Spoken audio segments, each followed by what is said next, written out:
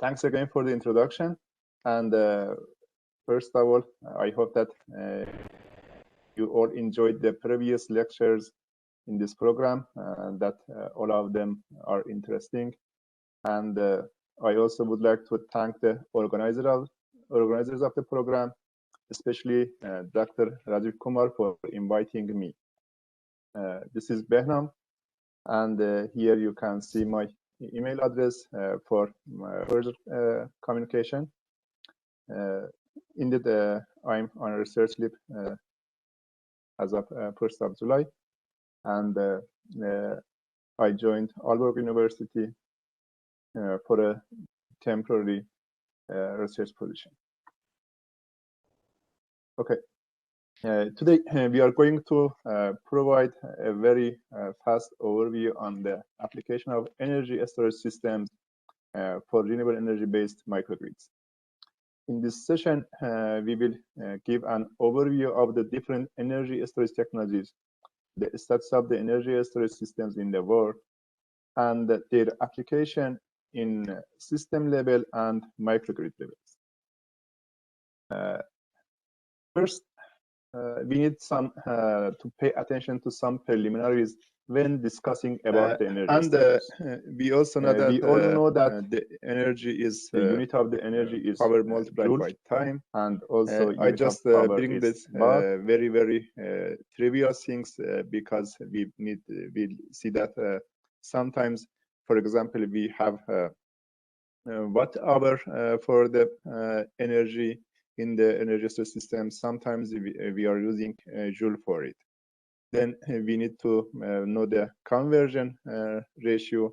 As 1 megawatt hour, it is equal to 3.6 gigajoule. Another point that we should pay attention to it's the rate of the power in the energy storage systems. You can see that for delivering an energy level of 2 megawatt hour, I can use 1 megawatt power during 2 hours. And alternatively, I can deliver it by using the power of 2 megawatt and in the period of 1 hour. Then if I just have a look on the megawatt hour, and these are equal, but I can see that the power rate is not equal. Then just having the energy level of the energy storage systems will not be equal to judge the characteristics of such systems. Then another issue that the power is also the multiplication of the voltage and the current. For delivering, for example, 2 megawatt power, I can use the voltage level of 10 kilowatt, and the current should be 200. And alternatively, I can use the higher voltage of 20 kilowatt and the current of 100. Here also we can see that the power is equal, but the voltage level and the current level is different. Then just knowing the power of the energy system is not enough. We should know what's the voltage level, and if we know voltage level and power, we can calculate the current level too. Hence, we can say that the energy is equal to multiplication of the voltage, current, and time. It means that I should know these 3 parameters to know the characteristics of energy storage system well. Then here I just have these 3 items. And the main objective of the energy storage system is that store energy now and use the energy, the stored energy later. And for this, we need energy storage medium. Then the difference of different energy technology systems comes back to this medium. Which medium I'm going to use for storing the energy. Okay. Here we can see that why we need energy storage systems. One of the main reasons for the integrating energy storage systems in the current energy systems is renewable energy systems integration. We will see that because of the variation of the output of renewable energy systems, we need to have energy storage in this type of the system. Another one is arbitrage, the price arbitrage. The energy storage owner can buy the energy when the price is low and can sell it when the price goes higher. Also, we will see that energy storage system could be an important part in providing ancillary services to the power systems and microgrids. And peak shaving or peak management is another application of the energy storage systems.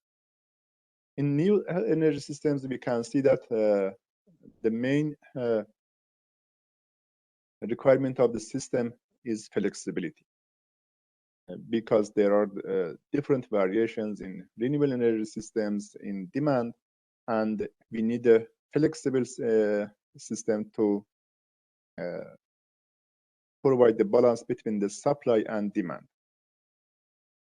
We will see that the energy storage system is a main part of the flexibility in power systems. And the other issue is that the price of the electricity. You know, in most of the cases, the price of the electricity determines that the energy storage system is an economical option or not. Here is just an example to see that what's the result of intermittency of renewable energy systems. This is the output of a wind farm over 2 weeks. Here you can see each day, day by day. And you can see that, for example, in day 3, in most of the day, we will have a lot of wind, or in day 5 and 6, we can see that we have enough wind. But in other days, you can see that we have almost no wind. You know, it is a 200 megawatt wind farm, but you can see that in some days there is no wind. And also you can see that at the same day, we have some hours that the wind generation is 0, but meanwhile, at the same day, we have wind power produced equal to the capacity of the system. Or here, this is for CAISO. I should add the reference for this slides too. It is for California. Each curve shows the wind power generation for a day. And you can see that how is the variations of the renewable energy system. And you can see that almost we have all of the values that can be happen between the 0 and the maximum capacity of renewable energy systems here. And you may also be familiar with this type of the curve. This is the net load curve. Net load means that the system demand minus the renewable energy generation. You know, in some of the power system modeling, we just model the renewable energy system as negative load. Then if I subtract the renewable energy generation from the demand, then I will have the net load. It means that this is the load that should be supplied by other sources than renewable energy, by the conventional power plants. And Here you can see what's going to happen. You can see that I have a valley here, and it is go to be deeper and deeper by exceeding the years. And what's the problem with this figure?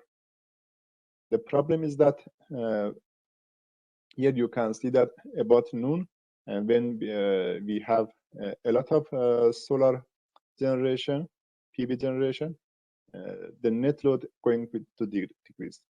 And at the evening, that the PV generation is going to be decreased. You can see that it is the net load is increased highly, and the problem is in the ramp, in the change in the hours. Here you can see that in 3 hours, I need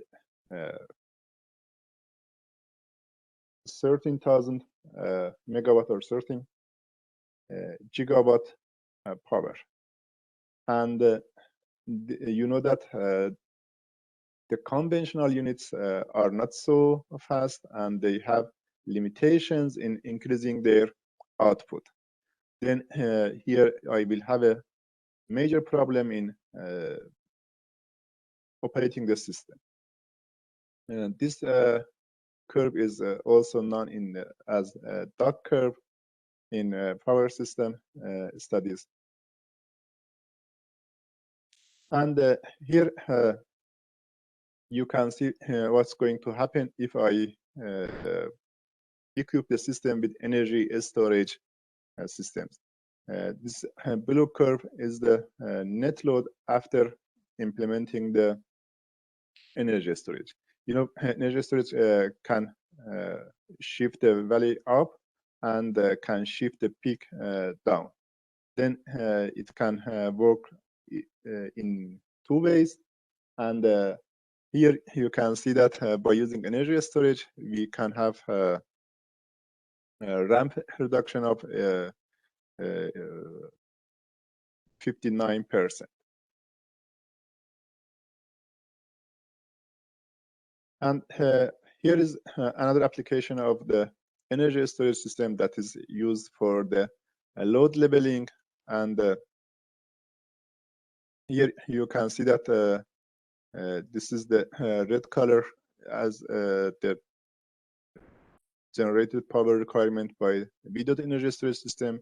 It is the load of the system. But by using energy storage system, I can charge the storage at off-peak times, and also discharge it to the grid in peak times. If I use this, I can say that after that, I have a flat requirement for the total generated power. You know, it will not be such flat in real, but our objective is to reach a point that our required generated power be something like this, and this is the ideal point. In practice, if I got a utility factor of above 80%, it will be good for us. Here we can see that the applications of the energy storage systems, here you can see that it's divided to in front of the meter and behind the meter. Behind the meter means that the energy storage that is installed by customer, and it's at the customer side. And in front of the meters means the energy storage that is installed by the utility, by the electric companies. Then here we can see there could be different applications. It could be used for arbitrage. Arbitrage means that buy electricity at low prices and sell back to the grid at high prices. To provide electric supply capacity to be used for peak shaving, we discussed 3 items, but we can see that it could be used for ancillary services for frequency regulation, for voltage support, for black start. Black start means that restoring the system after a blackout, and it could be used as spinning reserves and non-spinning reserve. All can be used in the services for load following or load balancing. Energy storage can provide grid support. It means that it can be used at the transmission and distribution levels, and also can be used for renewable energy integration, for time shift of renewable energy, for capacity firming, and renewable energy grid integration are the other applications of the energy storage systems. But at the customer side, if we look at the applications of energy storage system, we can see that it can be used for power quality and reliability, because energy storage can increase the reliability and power quality of the customer. It can be used for bill management. It means that if the customer has energy storage, can buy the power when the rates are low, and it can be used for demand shifting, for peak shaving, and also can be used for increased PV self-consumption, and also can provide standalone systems for the customer when there is a outage in the grid. Then customer can be operated in standalone conditions. Here there are some figures about the energy storage status. You can see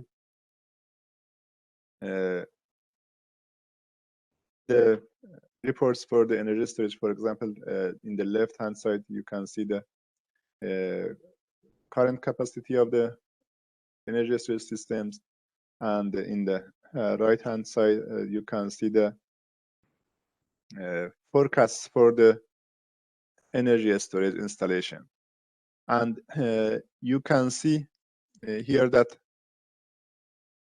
the rate of the change, the rate of increase is exponential, and at, for example, we are at here 2021, but you can see in 2040 the energy storage installation capacity will be increased behind 1,000 gigawatt.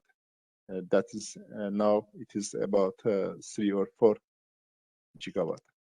Then we will have a huge increase in the energy storage, and you can see that India is the third country that forecasted to have higher level of energy storage systems. Here also you can see some values, some numbers for different states of USA. I just bring them here to show that we have different plans for energy storage increase in the state level, in the country level, and worldwide. Here you can see different states have different targets. For example, here you can see in New Jersey, the target for energy storage to reach 2,000 megawatt by 2030. This is value for Arizona. It is 3,000 megawatt by 2030. And there are similar targets in different states of the USA to have increased values of energy storage. And regarding these values, you just notice to the trend. The absolute values are not important, but we can see that the trends says that the energy storage market will be increased, and by a higher rate in upcoming years. Okay, here we can see different types of energy storage. It could be divided to some categories, like as mechanical energy storage, for example, pumped storage, flywheel, compressed air, and also can be divided to electric energy storage, like as capacitors and superconducting electromagnetic magnets. It should be thermal, like as molten salts and chillers, or chemical, hydrogen storage or methane storage, and electrochemical that come back to different types of batteries.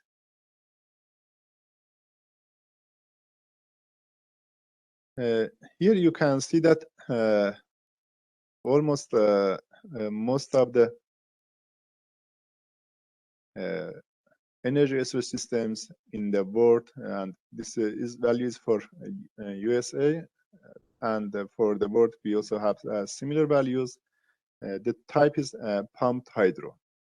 Then pumped hydro storage is the largest energy storage systems in the world, and it also has the highest portion of the installed energy storage system. It is about 95% of the energy storage systems in the world and in the USA comes from the pumped hydro systems.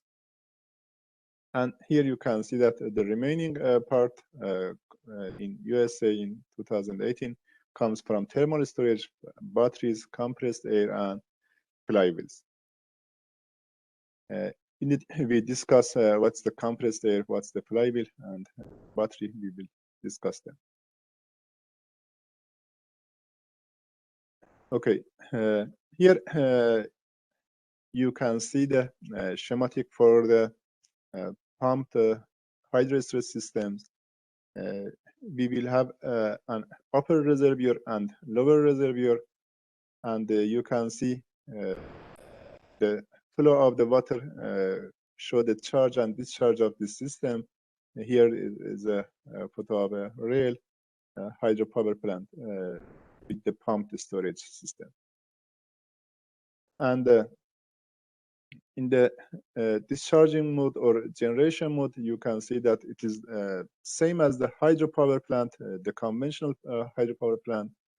And in the charge mode or in the consumption mode, we consume the electric power to pump the water from the lower reservoir to the upper reservoir. And here you can see the main characteristics of this system. About the technology, you can see that the pumped hydro storage system is a major technology. You can see the cost. Here you can observe that we have two cost parameters. One is for the power and one is for the energy. Then if come back to the preliminaries, there are difference between the power and energy, and we should have two of them in the energy storage systems. And the efficiency is above 80%. There is no limitation on the number of cycles, and the response time is almost fast. It can be in the operation from seconds to minutes. And there are two modes for the pumped storage systems. Could be open loop or could be closed loop. Here you can see that in the closed loop, there is no natural flow of the water. You can see the volume of the water are almost constant. But here you can see that we have a natural input, like a natural river in the our energy storage system. Okay.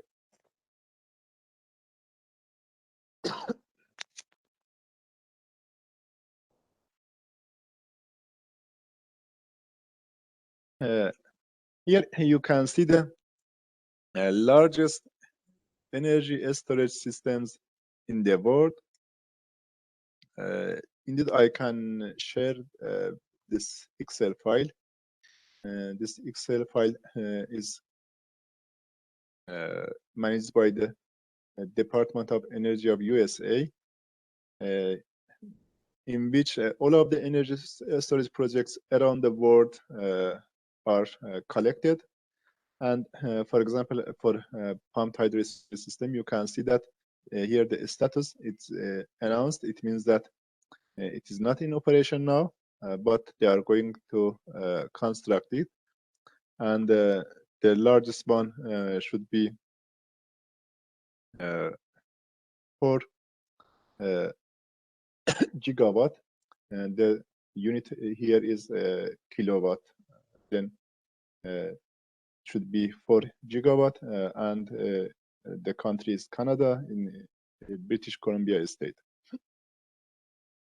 But after that, the largest one that is in operational is in USA, and you can see that it is a bit higher than 3 gigawatt plant. And the next one in China, and you can see other list of the largest pumped storage systems. Indeed, if you look at the cumulative values, you will find that Japan is the pioneer in the list. We also have battery storage systems.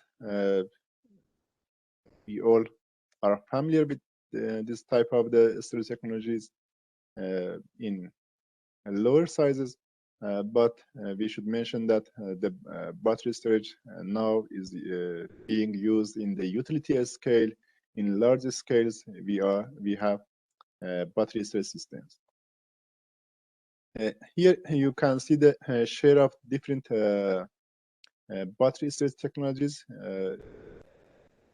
and you can see that lithium-ion is going to be the dominant one in the world, and the share of lithium-ion batteries is going to be increased.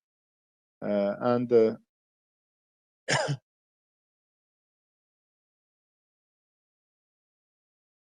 here you can see the forecast for the battery cost, and the forecast is related to 2018, and you can see that there are different forecasts, and the lower one says that the price of the battery storage will drop to 20% of the current price, if we consider the current price, the price of 2018, by 2050.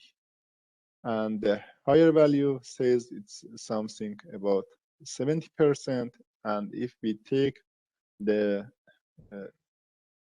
mid of these values, you can see by 2050, the price of the battery will drop to 40% of the price at 2080.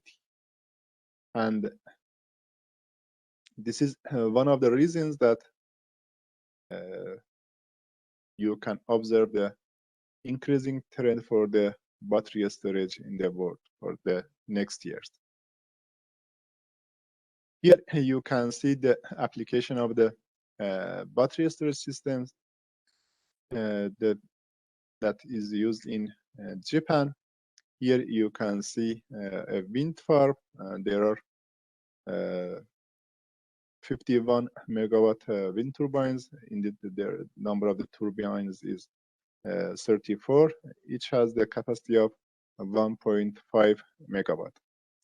And here you can see the storage system. It is a battery storage system. You can see the battery storage capacity is 34 megawatt, and the energy capacity is 245 megawatt hour. And you can see that there is a huge capacity here. And if there is a question, you can interrupt me anytime. Then don't hesitate to raise hand to interrupt me if there is a question. And here is a characteristic of this project, this energy storage project. You can see that it's commissioned in 2008, and you can see that it has also a higher efficiency, about 90%, and you can see the size of the battery storage is quite high, and it can be used in system level too. And here are other applications of the Nas batteries, the sodium sulfur or NAS, and that we call it Nas batteries. You can see that it's also used, for example, in UAE with the size of 40 megawatt for load leveling purpose. Another energy storage technology that can be used in systems is compressed air energy storage system. In a compressed air energy storage system, we are using the low price power or electricity at off peak. We use the electricity to compress the air. Here the air, we compress the air and store the air in the cavern, underground cavern, as a storage media. Then here I have high pressure air. Then at peak times, when I need to generate power, I need to use the high pressure air here, and I need to first preheat it. And this cycle, you can see same as the simple cycle gas turbines. And here you can see that I will need fuel in generation stage, natural gas, to generate the power. This is the overview of the compressed air energy system, that's also known as CASE. And the two largest one in the world, the first one is in Germany, and the second one in the USA with the size of 320 megawatt and 110 megawatt. There are different projects in USA, Italy, Japan, South Africa, Israel, and other countries. The compressed air energy system could be in two types.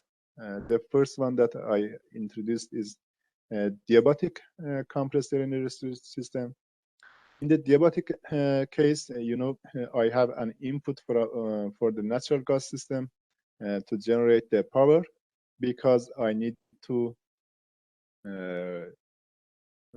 preheat the compressed air here.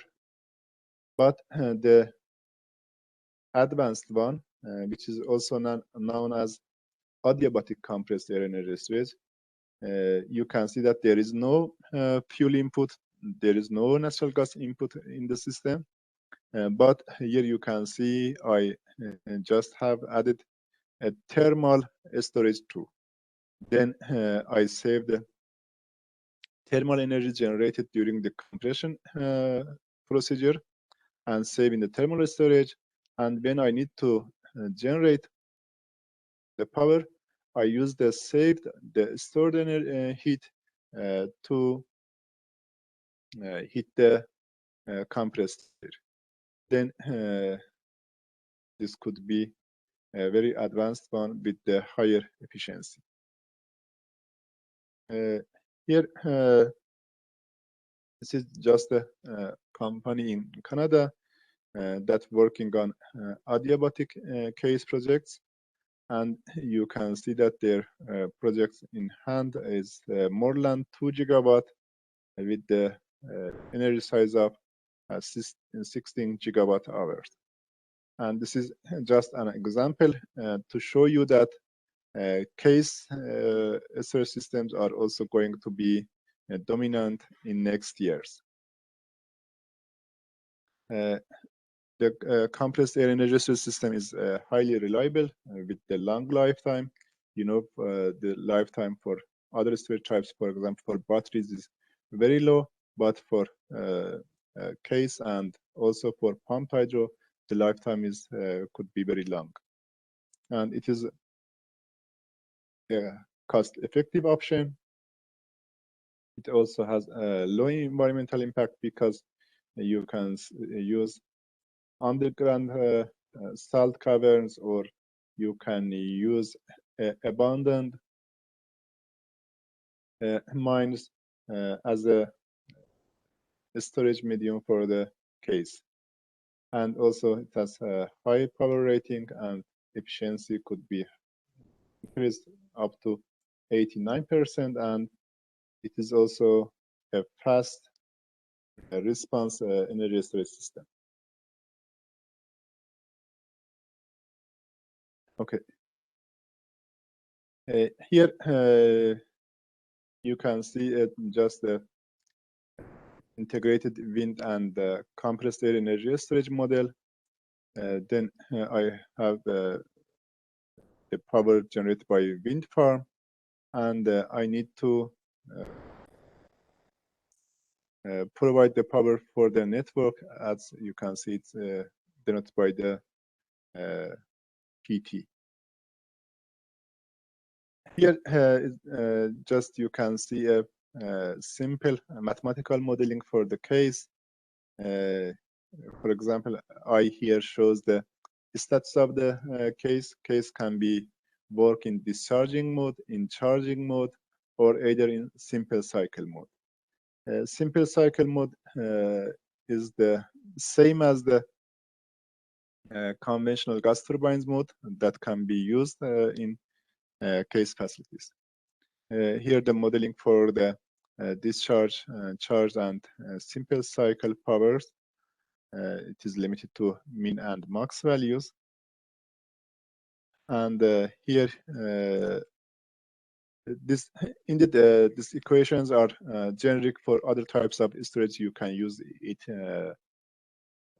The energy level at the time t is equal to energy level at previous previous hour, plus the added power. The added power is the charged power. And here I also need to consider the efficiency of the charging converters. And minus the discharge power. Also, I need to consider the discharge efficiency here. It means that for having a PhD at the output, I need to discharge more power from the energy storage, considering the efficiency of the converters.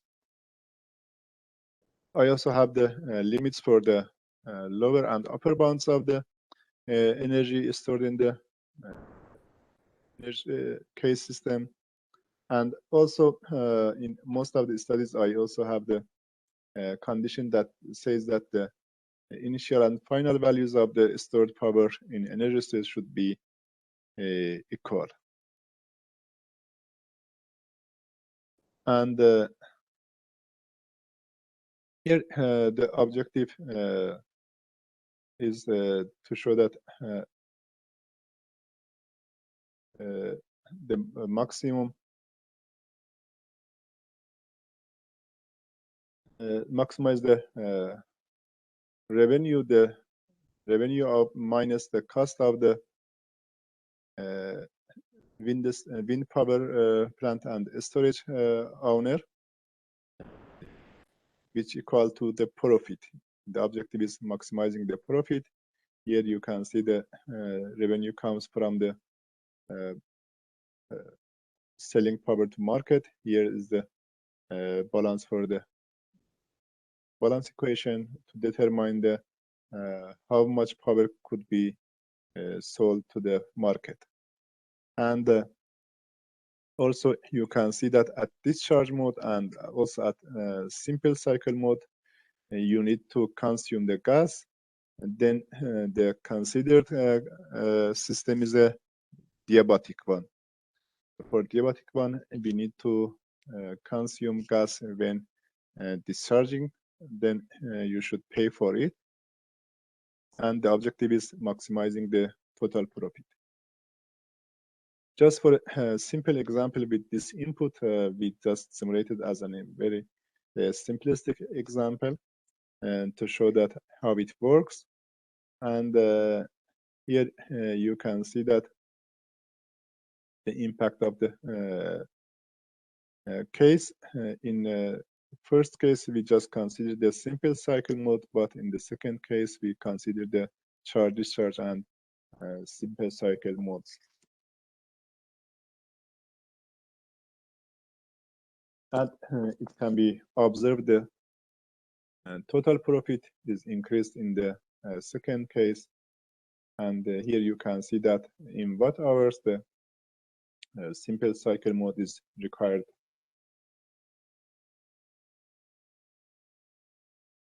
Another storage system is power to gas energy storage system. Power to gas.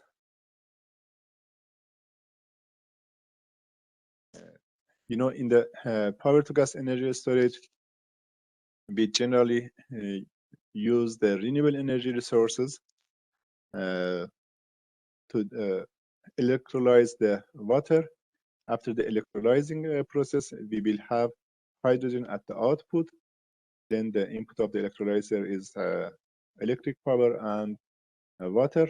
The output is oxygen and hydrogen. Then we need the hydrogen here. You know that hydrogen can be used directly, can be used in fuel cells, and also there are a lot of applications for the generated hydrogen. But we also can use another process which is known as methanization process. Then in methanization process, we can combine the generated hydrogen with CO2, and at the end you can see that I will have methane and also water as side product. Then the methane can be injected to the natural gas. There is no limitation on it. You can inject to the natural gas. But sometimes you can see that hydrogen also injected directly to the gas network. We should notice that there is a limitation on the amount of hydrogen that we can inject to the natural gas. And this value is dependent to the natural gas system and natural gas network. And the values around 1% to 7%. And it means that we can inject, for example, from 1% to 7% of the gas in the network with hydrogen. And you can see that the technology is not mature. We have some demos for it, and some pilot projects, group 10 countries. Here you can see the cost for different sites because we don't have so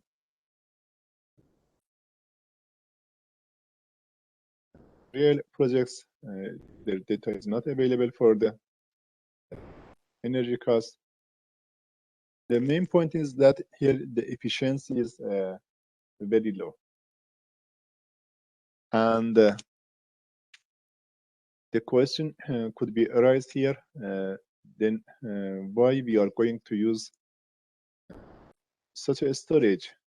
The efficiency is very, very low, but there are some reason for it.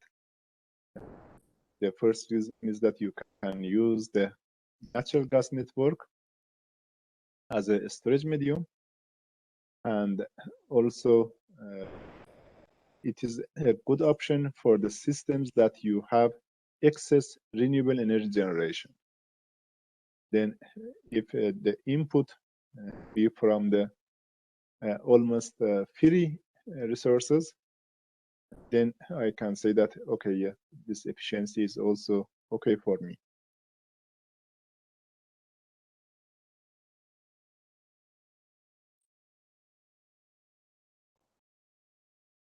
There are different advantages for the P2g storage.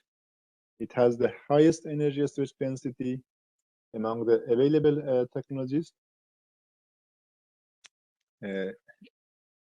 We can use it to transport the energy more efficiently, and you can use the available and existing natural gas infrastructure, and it can be used for long periods, and there are a lot of advantages for the P2g systems, and is gonna to be one of the largest scale energy storage technologies in the world in next years. Here you can see the efficiency comparison for different pathways. For example, if I just consider the power to gas, the efficiency, you can see that is would be higher based on your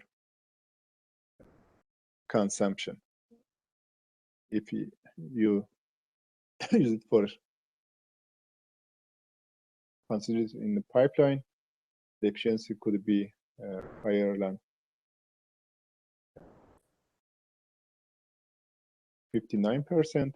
But if you use it for the larger scale turbines, you can see that the efficiency will be lower as 18 to 26%. And here you can see other types of the efficiencies. Here you can find, if for example, if I consider the power to power, then you can see the efficiency will be lower for these systems. And also you can find the levelized cost of the gas from P2g plants, and for different sizes. Here you can see different scenarios, load factors, and electricity prices. And here for power to hydrogen with different sizes.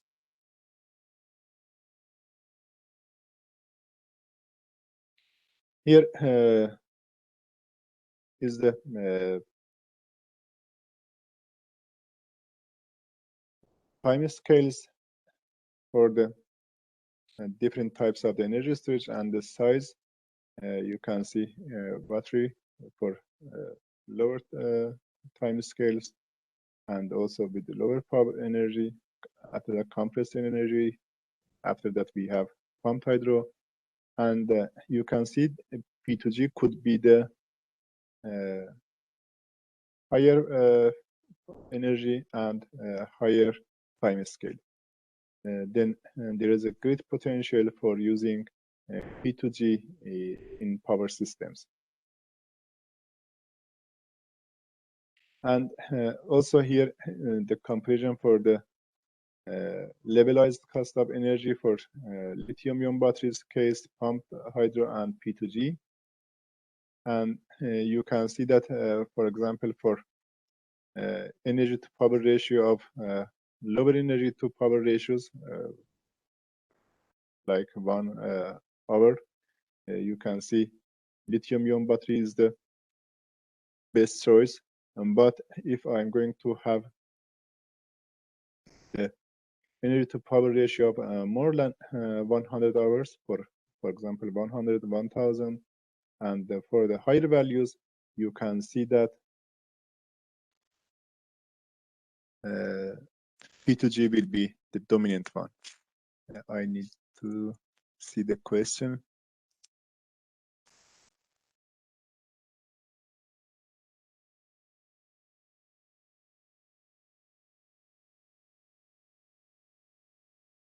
Okay, I can see that the question is about. Sorry, now I noticed that there are some questions here because I'm presenting in the full screen mode. I didn't notice your questions. Then, if you let, we can come back at the end of. Professor Behnam. Okay. Then I can answer them at the end of the session. Okay. Okay, perfect. Okay, we can see that for the higher ratios of the energy to power, the P2g is the dominant one among the energy storage technologies. Here you can see some pilot projects, for example, in German, in UK, and there are going to be different pilot projects for the power to gas systems. If I provide an overview of the energy storage technology for microgrid energy management, we can see that the energy storage will be the essential component in the microgrid, and if we're going to have a microgrid concept, then we need to have energy storage systems too.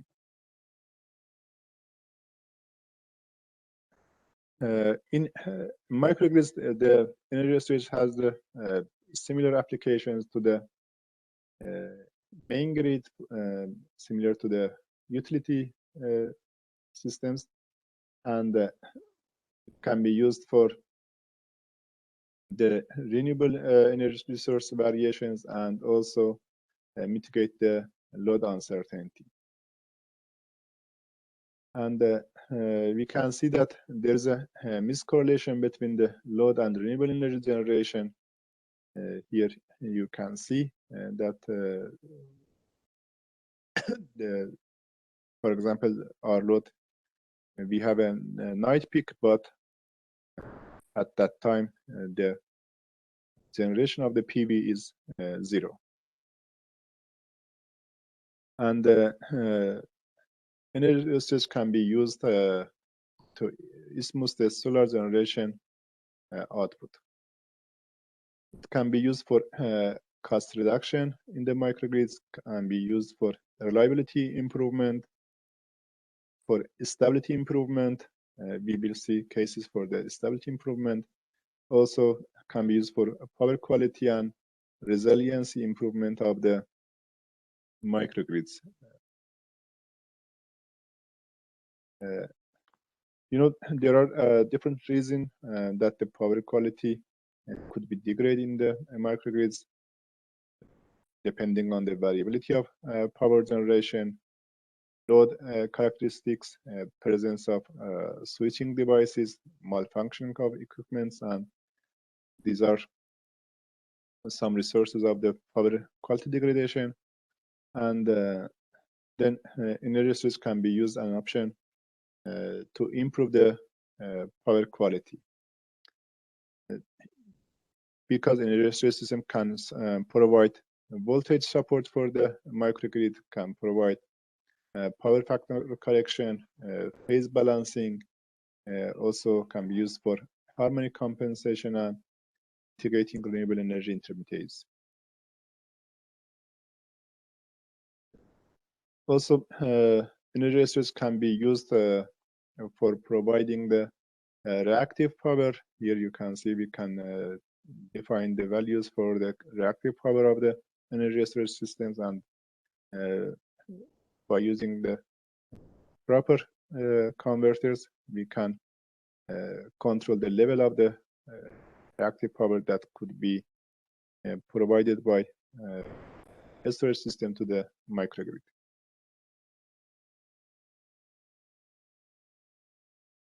And we can use a separate energy storage for the PQ control and the one for example, droop control and other types of application.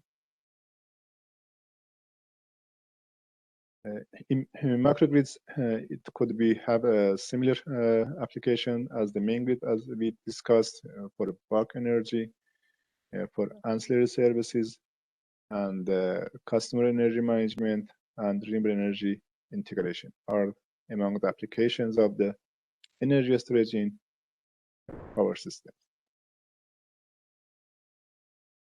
And in microgrids, it works in a similar idea to store the energy in low demand and provide it in higher demand. Here you can see in microgrid, it also can be used to peak shaving. This is one of the main applications in microgrid and power system size. Then another application is that they can provide virtual inertia in the microgrid to increase the frequency stability of the system. For this purpose, we need to have fast dynamic energy storage systems, like as some types of the battery storage, supercapacitors, superconducting magnetic energy storage, or SMS, and flywheel are among the fast dynamic storage systems that can provide a virtual inertia service for the microgrid. And also they have ability to supply the critical and non-critical loads. Then if you divide the loads to critical and non-critical loads, you can supply based on the priority when there is a blackout, when there is a outage in the system. We need also to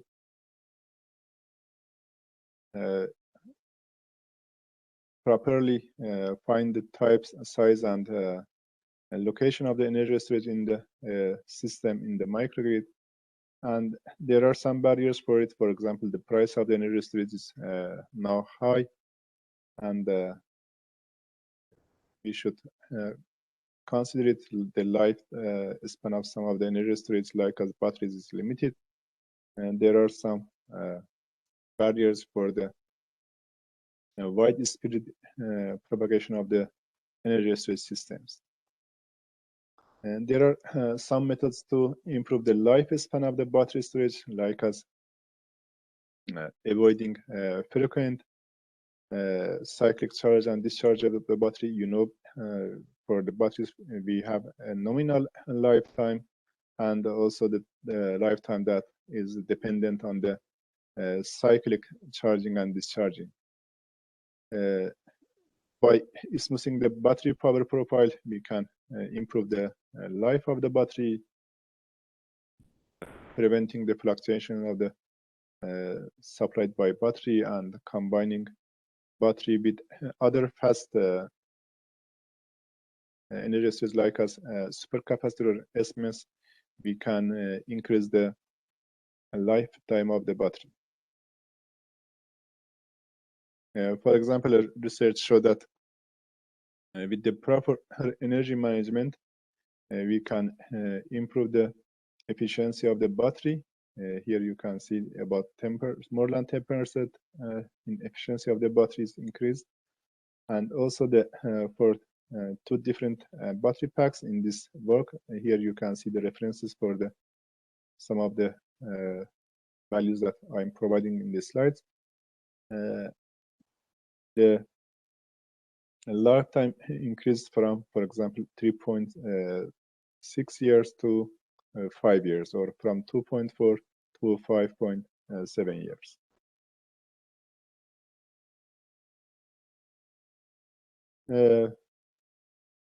We also have a similar method for increasing the time of the fuel cell, because the lifetime depends on the fuel consumption and the power fluctuations. Then if we combine fuel cell with the battery with high power density storage, such as supercapacitor, we can increase the lifetime. And by hybriding the system, the instantaneous power for the transient periods is provided by the supercapacitor, and the fuel cell is used for power leveling. Then the lifetime could be increased. There are different application of the energy management in microgrid for cost minimization, for economic dispatch, for power balance. I will introduce the different objective functions and constraints in the next slides. And also in all of them, we will see that the role of the energy storage is important in balancing the supply and demand of the microgrid.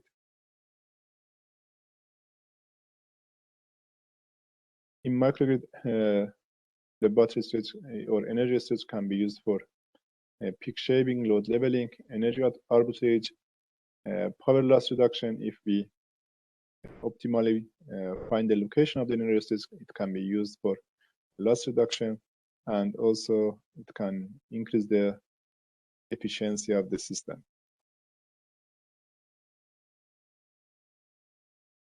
And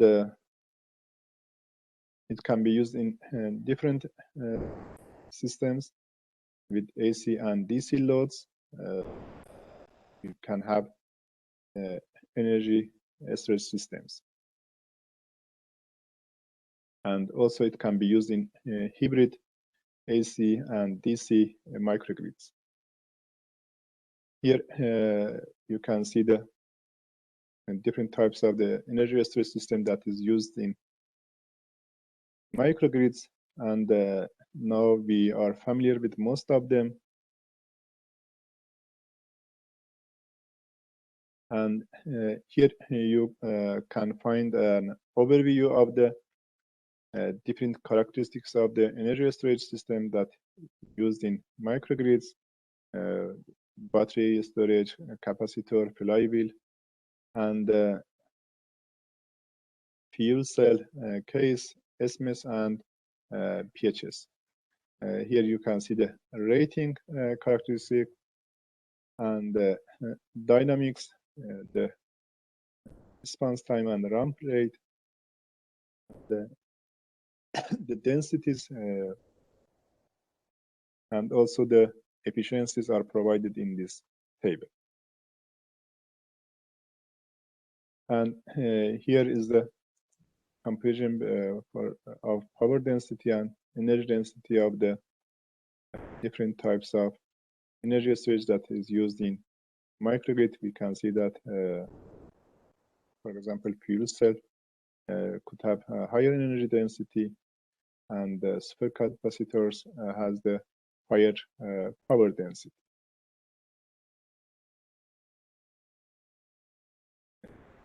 We also have the hybrid of them by high power storage and high energy storage can be used together to have the hybrid energy storage system. For example, here you can see that battery and supercapacitor are hybridized in the microgrid. Then the transient powers will be supplied by supercapacitor, and the constant powers, almost constant powers, will be provided by battery.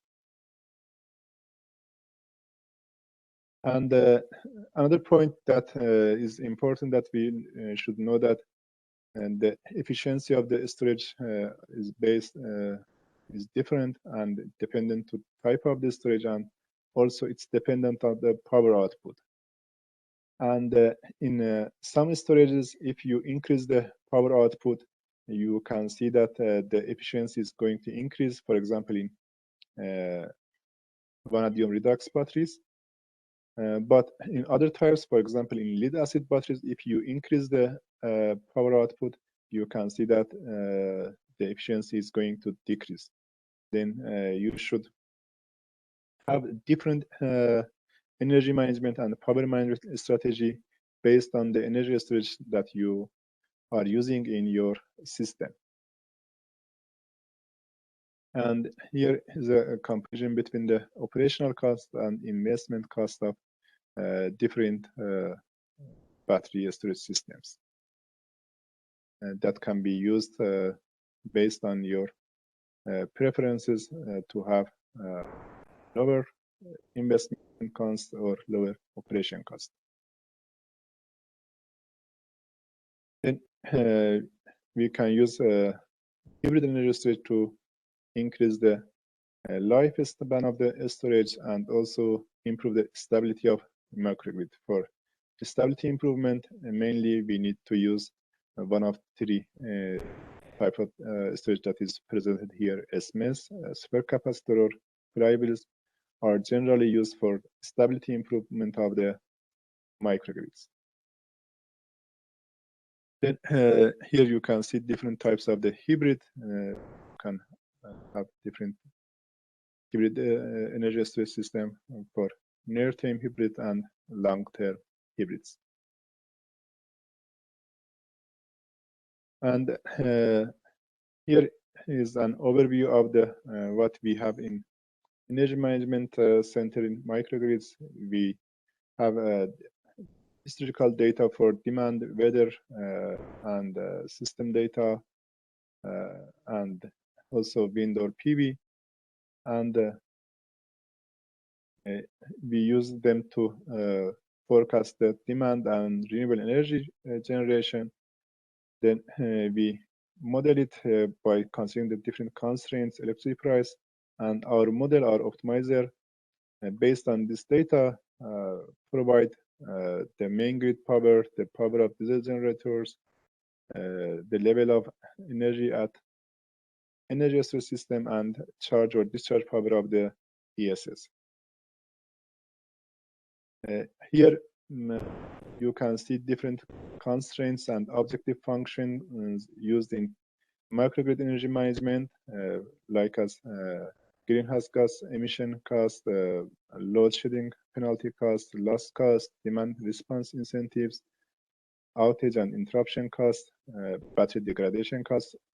All of them here you can see are considered in the objective function, and in the inner level you can see the constraints like as network constraint, energy balancing, output limit of renewable energy resources, demand response constraints, reactive power constraints, reliability, and other constraints that you can see here.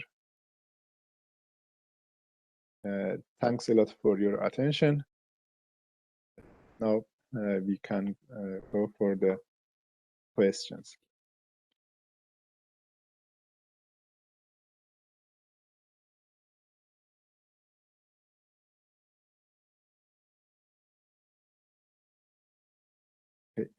I can go to the chat section to see the questions.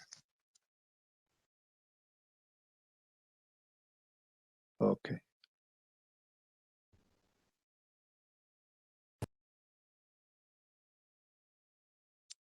Okay. Amit, Dr. Amit has asked what % of the energy storage system to be used for given size of grid if energy storage system is based around batteries. You know, Amit, this is a techno-economic issue. For example, in some systems we studied, we have a project for Iran National Grid System Operator for energy storage sizing. And at the end, we resulted in a case that we presented that if you look from the economic perspective, there is no economic value for energy storage in this system, because the difference between the peak price and off-peak prices are very low, then the private sector has no incentive to invest on energy storage in this system. But in other cases, for example, in other countries, you can see that there is a variations, high variations in the prices, and you can see at the same day, for example, there is a something like that 60%, 70% change in the price in the same day, and or during different months. Then in these systems, the energy storage can be used, and the private sector has incentive to invest on energy storage systems. Then it also has economic aspect and also has technical aspect. From technical side, also we can study based on the system and determine the optimal value, optimal size, optimal location for the energy storage system. Then I couldn't give a rough number, for example, saying that, okay, for this system, 20% is okay, 30% is okay, 10% is okay. No, we don't have such value. It depends on the system.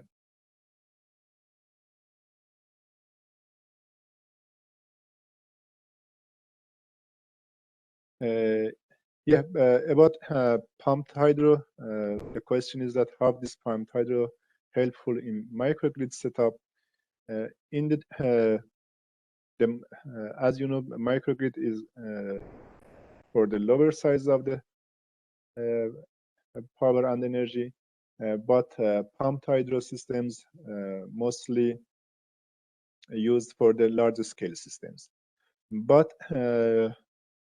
we have different types of the new technologies for the pumped hydro, because we don't have enough time to go in detail to see that what's the advances in the pumped hydro systems.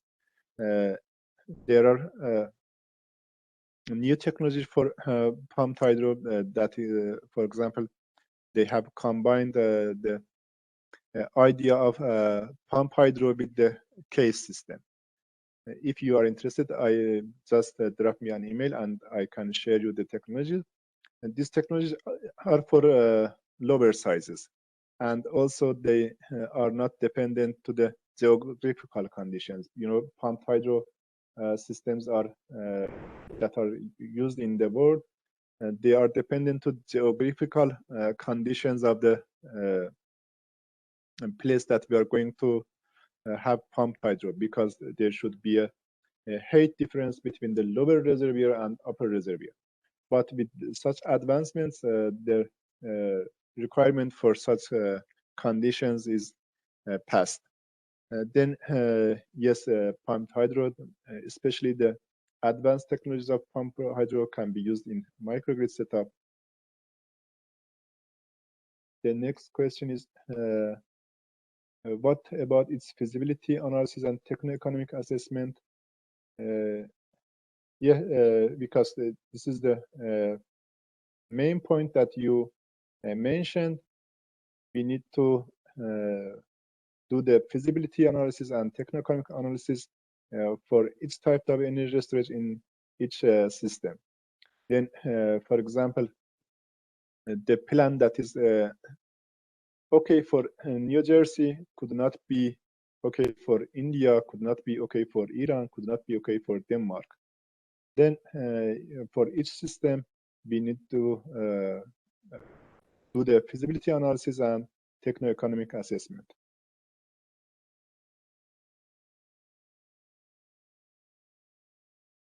The next question is that how we can decide the battery size for a microgrid. The answer is that we should write it a optimization model, and we should determine first our objective, why we are going to have energy storage, and who is going to invest. Then based on it, we should find the constraints of the problem And after solving the optimization problem, we can determine the size of the battery for microgrid and for applications.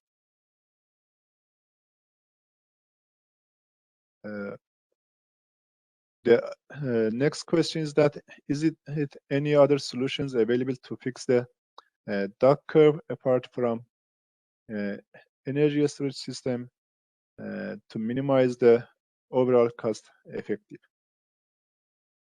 Okay, energy storage is one of the solutions. It's not the only solution. And the other solutions comes back to the demand side management. For example, demand side management could be used, and by demand side management, indeed we can do what energy storage do, but in a different way. And then another option could be demand side management. Indeed,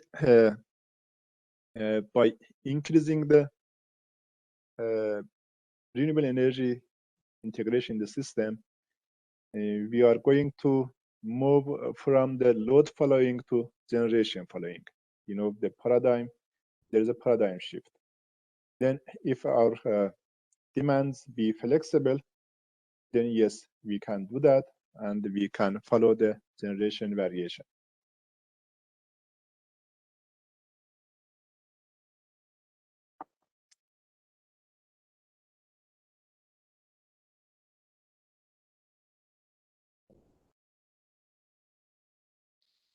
Okay, the question is about the mic problem. Then Dr. Rajiv could solve it. Okay.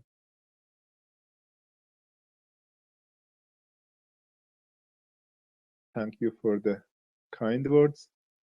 The next question is from Sanjit. How to deal with the constant power load-related stability issues? Indeed, I couldn't get the point of this question.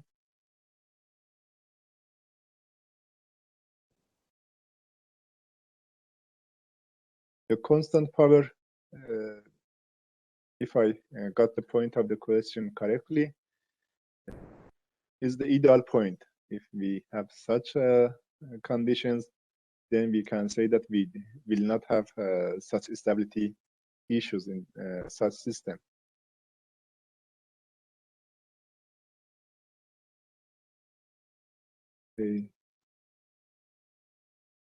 I also thank the Dr. Rajiv for the organizing the program.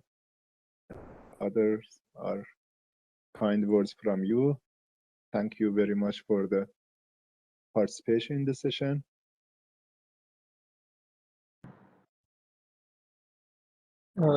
Okay. Thank you, sir. You're welcome. The presentation was very, very good. So I have one question. The question is how the battery monitoring can be done in real time. So it is a major issue, I think, for improving the longevity of battery. Yes, exactly. That's the main issue because there is I can say that disagreement between the researchers that are working in the field of battery lifetime and battery management. Then there are different research about the battery degradations models, and the question is that how we can manage the battery in real time. If we use the battery for real time variations of the system, we will see that the battery lifetime will decrease significantly. Then in most of the studies, they have proposed to use a hybrid storage system. If there are very high variations in real time, then it is recommended to use the hybrid battery and, for example, hybrid battery and supercapacitor in it. And this could be used for mitigating the real-time fluctuations. So thank you, sir. So I like to give yes please. Yes, please. Okay. With this, I like to give the vote of thanks to our second keynote speaker of the day, Dr. Behnam Mohammadi, professor at the University of Tabriz, Iran, and he has given insightful thoughts about the topics related to energy storages and applications. Storages, basically the pump storages, compressed air energy storage, power to gas storage were discussed in a very elaborate way, as well as various applications of energy storages, what type of energy density and various important features of different storages were discussed. So with this, I like to call Dr. Rajiv, the coordinator of this FDP, to please provide the memento to our guest speaker.